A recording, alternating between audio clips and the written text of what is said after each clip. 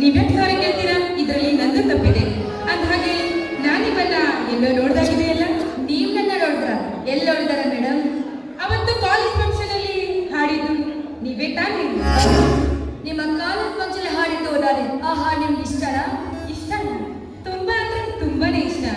ನೀವು ತಪ್ಪು ತಿಳ್ಕೊಳ್ಳೋದಿಲ್ಲ ಅಂದ್ರೆ ನಿಮ್ ಹತ್ರ ಏನೋ ಒಂದು ಕೇಳ್ತೀನಿ. ಏನ್ ಮೇಡಮ್, ನೋಡೋಕೆ ಶ್ರೀಮಂತ ಹುಡುಗಿ ತರ ಕಾಣಿಸ್ತಾ ಇದ್ರ? ನಿಮ್ಮಂತ ಶ್ರೀಮಂತ ಹುಡುಗಿಯ ಮಾತು ನಮ್ಮಂತ ಬಡ ಹುಡುಗರು ಕೇಳಿ ಹೋದ್ರೆ ಈ ಬಡ ಜೀವ ಬದುಕುತ್ತೇನ್ರಿ ಈ ಭೂಮಿ ಮೇಲೆ? ಅಂತ ಹಾಗೆ ತಾವ್ಯಾರಂತ ಗೊತ್ತಾಗಲಿಲ್ಲ ನನಗೆ. ನಾನು ಈ ಊರ ಆಗಿರುವ ಶ್ರೀಮಂತ ಶ್ರೀಕಾಂತ್ ಗೌಡರ ತಂಗಿ ಶಿಲ್ಪಾ ಅಂತ ನನಗೆ. ಅಂದ ಹಾಗೆ ತಾವು? ನನ್ನದು ದೇವರು ಧರ್ಮಾಪುರ ಅಂತ. ಅಲ್ಲಿ ಬಡ ರೈತ ಇದ್ದಾರೆ ಧರ್ಮಣ್ಣ ಅಂತ. ಅವರ ಏಕಕ್ಕೆ ತಮ್ಮ ಧರ್ಮರಾಜ ಅಂತ. ಅಂದಾಗೆ ನೀವೇನೋ ಹೇಳ್ತೀರಿ ಅಂತ ಹೇಳಿದ್ರಿ.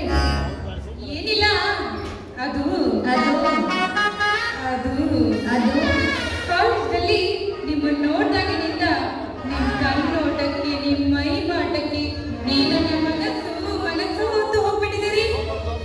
ಏನು ಈ ಬಡವನೋಡ ಅಪಹಾಸ್ಯ ಮಾಡ್ತಾ ಇದ್ದೀರಾ? ಅಪಹಾಸ್ಯ ಅಲ್ಲ ರೀ, ನಿಜಾನೇ ಹೇಳ್ತಾ ಇದ್ದೀನಿ. ನಾನು ನಿಮ್ಮನ್ನು ಮನಸಾರೆ ಪ್ರೀತಿಸ್ತಾ ಇದ್ದೀನಿ. ಯಾವ್ದರಿ ಪ್ರೀತಿ ಪ್ರೇಮ?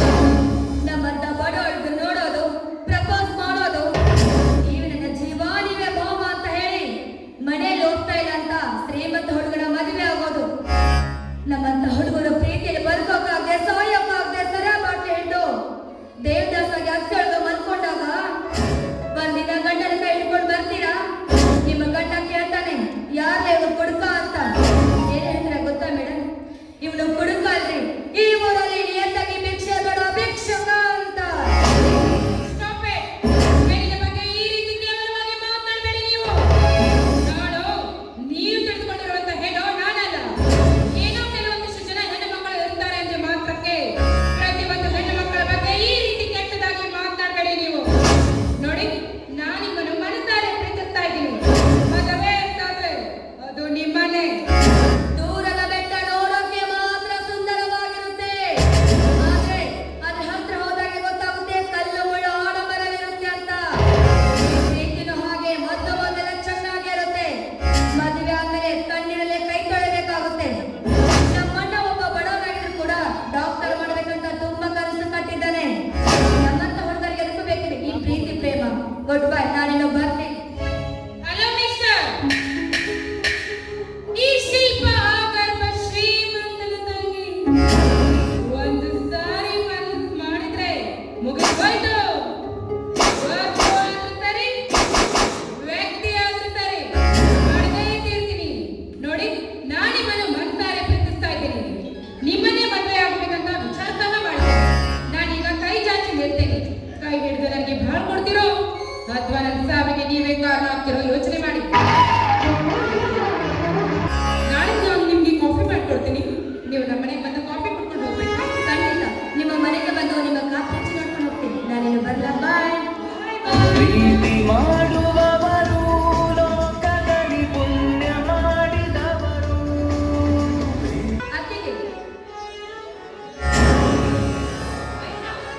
ಚೆನ್ನಾಗಿದ್ದೀನಪ್ಪ.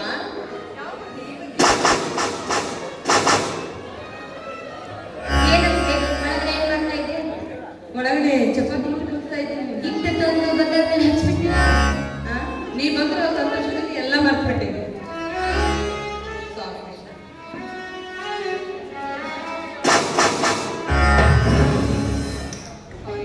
ಏನತ್ತಿಗೆ ಅಣ್ಣ ಮನೆಯಲ್ಲಿ ಕಾಣಿಸ್ತಾನೆ ಇಲ್ಲ? ಇಷ್ಟೊತ್ತನ ನಿನ್ನ ದಾರಿ ಕಾದು ಈಗ ತಾನೇ ಮನೆಗೆ ಇಷ್ಟರಲ್ಲೇ ಬಂದು ಬೈದ್ರ. ಈ ದರಿದ್ರ ಮತ್ತೆ ಮನೆಗೆ ಬರ್ತಾನೆ, ಶಿಕ್ಷಣ ಕೈ ಹಣ ಕೇಳ್ತಂತ ಹೋಗಿರ್ಬೋದಲ್ಲ. ಮೈನ, ಯಾಕಪ್ಪ ಈ ರೀತಿ ಮಾತನಾಡ್ತಾ ಇದೆಯಾ? ನಿನ್ನ ಮೇಲೆ ಎಷ್ಟೊಂದು ಪ್ರೀತಿ ಇಟ್ಟಾರ ಅನ್ನೋದು ನಿನಗೆ ಗೊತ್ತಿಲ್ಲವೇನು? ನೀನೊಬ್ಬ ಈ ಊರಿಗೆ ದೊಡ್ಡ ಡಾಕ್ಟರ್ ಆಗಬೇಕೆಂದು ಕನಸು ಕಾಣ್ತಾ ಇದ್ದಾರೆ ಈ ಮನೆಯವರು. ಈ ಭೂಮಿ ತಾಯಿಯನ್ನು ಎಷ್ಟೊಂದು ಪೂಜೆ ಮಾಡ್ತಾರೋ ಹಾಗೆ ನಿನ್ನನ್ನು ಪ್ರೀತಿ ಮಾಡ್ತಾರಂತ ಮಾತ್ರ ನೀನು ಮರೆಯಬೇಡ. ನೀನು ಹೇಳುವ ಮಾತು ನಿಜವಿದೆ ಅತ್ತಿಗೆ. ಅಣ್ಣನ ಆಸೆಯಂತೆ ನಾನೊಬ್ಬ ದೊಡ್ಡ ಡಾಕ್ಟರ್ ಆಗ್ತೇನೆ. ಅಂತ ಹಾಗೆ ಅತ್ತಿಗೆ ನಿನಗೊಂದೇನು ಹೇಳಬೇಕಾಗಿತ್ತು. ಏನಪ್ಪ ನೀನು ಹೇಳಿದ್ರೆ ಬೈಲ್ಲ ತಾನೆ? ಖಂಡಿತವಾಗಿ ಭಯ. ಅದು ಏನಂದ್ರೆ ಅದು ಏನಂದ್ರೆ ಏನಾಯ್ತಂತ ಹೇಳು. ನಾನು ಹುಡುಗಿನ ಪ್ರೀತಿ ಮಾಡ್ತಾ ಇದ್ದೀನಿ ಅತ್ತಿಗೆ. ನನ್ನ ಮೈಗಿನ ಒಂದು ಹುಡುಗಿಯ ಪ್ರೀತಿ ಮಾಡೋಷ್ಟು ದೊಡ್ಡವನ ಆಗ್ಬಿಟ್ಟ. ಅಂದಾಗ ಪ್ರೀತಿ ಮಾಡೋ ಹುಡುಗಿ ಯಾರು? ಅವಳ ಹೆಸರೇನು? ಅವ್ರು ಬೇರೆಯವರಲ್ಲ ಅತ್ತಿಗೆ. ಇದೇ ಅವ್ರನ್ನ ಆಗ ಶ್ರೀಮಂತ ಶ್ರೀಕಾಂತ್ ಗೌಡನ ತಂಗಿ ಶಿಲ್ಪ ಅಂತ. ವೈದ್ರ ಊರಿನ ಶ್ರೀಕಾಂತನ ಗೌಡನ ಶಿಲ್ಪನ ತಂಗಿನ ನೀನು ಪ್ರೀತಿ ಮಾಡ್ತಾ ಇದೀಯ. ಯಾಕಂದ್ರೆ ಶಿಲ್ಪನ ತಕ್ಷಣ ಮುಖ ಸಣ್ಣಗೋಯ್ತು. ಬೇಡ ಅಂದ್ರೆ ಬಿಟ್ಬಿಡು, ನನ್ನ ಪ್ರೀತಿನೇ ಬಂದ್ಬಿಟ್ಟಿದೆ. ಛೇ ಛೇ, ಹಾಗೇನಿಲ್ಲಪ್ಪ. ನೀ ಇಬ್ಬರು ಮನಸ್ಸನ್ನ ಪ್ರೀತಿ ಮಾಡ್ತೀನಿ ಅಂತ ಹೇಳ್ತಾ ಇದ್ದೀರ. ನಿಮ್ಮಿಬ್ಬರನ್ನ ದೂರ ಮಾಡುವಷ್ಟು ಕೆಟ್ಟವಳು ನಾನಲ್ಲ. ನೋಡು, ಈ ಮುಖ್ಯವಾದ ವಿಷಯವನ್ನು ನಿಮ್ಮ ಅಣ್ಣನ ಮುಂದೆ ಹೇಗೆ ಹೇಳಬೇಕನ್ನೋದು ನನಗೆ ತಿಳಿಯಲಾಗಿದೆ. ನೋಡತ್ತಿಗೆ ಶಿಲ್ಪನ ಒಬ್ಬರಿಗೊಬ್ಬರು ತುಂಬಾನೇ ಪ್ರೀತಿ ಮಾಡ್ತಾ ಇದ್ವಿ. ಹೇಗಾದ್ರೂ ಬಿಡ ನನಗೆ ಒಪ್ಸೋ ಭಾರ ನಿನ್ನದು. ಆಯ್ತು, ಈ ವಿಷಯವನ್ನು ನಿಮ್ಮ ಅಣ್ಣನಿಗೆ ಹೇಗಾದ್ರೂ ಮಾಡಿ ಖಂಡಿತವಾಗಿ ಒಪ್ಪಿಸುತ್ತೇನೆ. ಅತ್ತಿಗೆ ಶರ್ಟ್ ಒಳಗಡೆ ಅನ್ನ ನೋಡ್ಕೊಂಡ್ ಬರ್ತೀನಿ.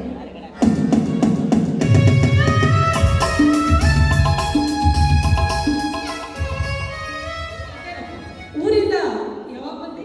ಈಗ ತಾನೇ ಬಂದೆ ಅಣ್ಣ. ಚೆನ್ನಾಗಿದ್ಯಾ ಅಣ್ಣ? ನಾನು ಚೆನ್ನಾಗಿದ್ದೀನಿ. ನೀನು ಹೇಗಿದ್ದೀನಿ? ನಾನು ಚೆನ್ನಾಗಿದ್ದೀನಿ ಅಣ್ಣ. ನಿನ್ನ ವಿದ್ಯಾಭ್ಯಾಸ ಹೇಗಿದೆ? ವಿದ್ಯಾಭ್ಯಾಸನೂ ಚೆನ್ನಾಗಿ ನಡೀತಿದೆ. ತಂದೆ ತಾಯಿಗೆ ಮಾತು ಕೊಟ್ಟಂತೆ ನಿನ್ನ ಕನಸು ನನಸಾಗ್ಬೇಕಾದ್ರೆ ನನಸಾಗ್ಬೇಕಾದ್ರೆ ಹಣ ಬೇಕಣ್ಣ. ಎಷ್ಟು ಬೇಕಾಗಿತ್ತಪ್ಪ? 10 ಲಕ್ಷ ಅಣ್ಣ. ಏನು 10 ಲಕ್ಷ? ಅಯ್ಯೋ ದೇವ್ರೆ, 10 ಲಕ್ಷ ಹಣ ಎಲ್ಲಿಂದ ತರೋದು? ಒಂದು ವೇಳೆ ನಾನು ಹಣ ಕೊಡ್ತಿದ್ರೆ ನನ್ನ ಜೀವನ ನಿಂತು ಹೋಗುತ್ತದೆ. ಹಾಗಾಗಬಾರ್ದು. ಹೇಗಾದ್ರೂ ಬಿಡಿ, ಹಣ ಕೊಡ್ಲೇಬೇಕು. ಕರ್ಮರಾಜ್, ಹಣ ಎಷ್ಟು ಬೇಕಪ್ಪ? 10 ಲಕ್ಷ ಅಣ್ಣ. ಸರಿ, ಹಾಗಾದ್ರೆ ಹಣದ ವ್ಯವಸ್ಥೆ ನಾನು ಮಾಡಿಕೊಂಡು ಬರ್ತೇನೆ. ಅದರ ಬಗ್ಗೆ ನೀನು ಚರ್ಚೆ ಮಾಡಬೇಡ. ನೀನು ಓದಿ ದೊಡ್ಡ ಡಾಕ್ಟರ್ ಆಗ್ಬೇಕಪ್ಪ, ಅದೇ ನನ್ನ ಆಸೆ. ಅಣ್ಣ, ಏನ್ ಹೇಳ್ತಾ ಇದೀಯ ನೀನು? ಮಧ್ಯಾಹ್ನ ಊಟ ಮಾಡಿದ್ರೆ ರಾತ್ರಿ ಉಪವಾಸ ಮಲ್ಕೋ ಮನೆತನ ನಮ್ದು. ಸರ್ಕಾರಿ ಕೊಡೋ ರೇಷನ್ ಅಕ್ಕಿಗೆ ಬಾಳೆ ಹಚ್ಚಿ ತಿನ್ನುವರು ನಾವು. ಹೀಗಿರುವಾಗ 10 ಲಕ್ಷನ ಹೇಗೆ ತರ್ತೀಯಣ್ಣ ನೀನು? ನಾನು ಹೇಗಾದ್ರೂ ಮಾಡಿ ತರುತ್ತೇನೆ. ಅದರ ಬಗ್ಗೆ ನೀನು ಚಿಂತೆ ಮಾಡಬೇಡ. ಒಟ್ಟಿನಲ್ಲಿ ನೀನು ಓದಲೇಬಾರದು. ನೀನು ಓದಿ ಡಾಕ್ಟರ್ ಆಗಬೇಕು. ಹಣ ಯಾವತ್ತೂ ಬೇಕು. ನಾಳೆನೇ ಬೇಕಣ್ಣ. ಸರಿ, ಹಾಗಾದ್ರೆ ಹೊರಗಡೆ ಹೋಗಿ ರೆಸ್ಟ್ ತೆಗೆದುಕೋ. ನಾನು ಹಣ ವ್ಯವಸ್ಥೆ ಮಾಡಿಕೊಂಡು ಬರ್ತೀನಿ. ಇಲ್ಲಣ್ಣ, ಹೊರಗೆ ಕೆಲಸ ಇದೆ, ಹೋಗಿ ಬರ್ತೀನಿ. ಈಗ ತಾನೇ ಬಂದಿದ್ದೀನಿ, ಆದರೂ ಹೋಗ್ತಾ ಇದ್ದೇನೆ. ಸ್ವಲ್ಪ ಹೊತ್ತಿರು, ಆಮೇಲೆ ಹೋಗ್ಬೇಕು. ಅಣ್ಣ, ತುಂಬಾ ದಿನ ಬಂದಿದೆ, ಫ್ರೆಂಡ್ಸ್ನ ಬಿಟ್ಟಾಕ್ಬಿಡ್ತೀನಿ. ಸರಿ, ಹೋಗು.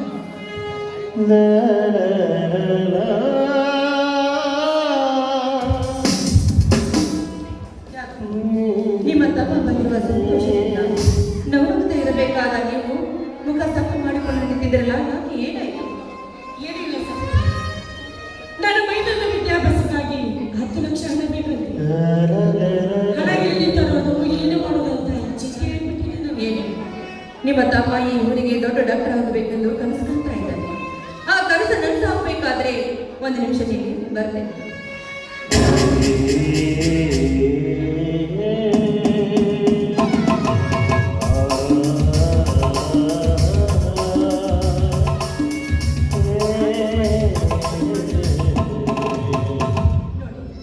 ನಾನು ನಿಮ್ಮನ್ನು ಮದುವೆ ಮಾಡಿಕೊಂಡು ಬರುವಾಗ ನನ್ನ ತಮ್ಮನವರು ಪ್ರೀತಿಯಿಂದ ಈ ಕಾಣಿಕೆಯನ್ನು ಕೊಟ್ಟಿದ್ದಾರೆ ಅಂತ ಹೇಳಿದ್ರು ಜೊತೆ. ಎಲ್ಲ ಈ ಫೈಲ್ನಲ್ಲಿ ಇದೆ. ಇದನ್ನು ತೆಗೆದುಕೊಂಡು ಹೋಗಿ ನೀವು ಒತ್ತಿ ಹಿಡಿದರೋ ಅಥವಾ ಮಾಡಿದರೋ ನನಗೆ ಗೊತ್ತಿಲ್ಲ. ಒಟ್ಟಿನಲ್ಲಿ ಹೇಗಾದರೂ ಮಾಡಿ ಹಣದ ವ್ಯವಸ್ಥೆ ಮಾಡಿಕೊಂಡು ನನ್ನ ಮೈದನಿಗೆ ಕೊಡ್ಕೊಳ್ಳಿ.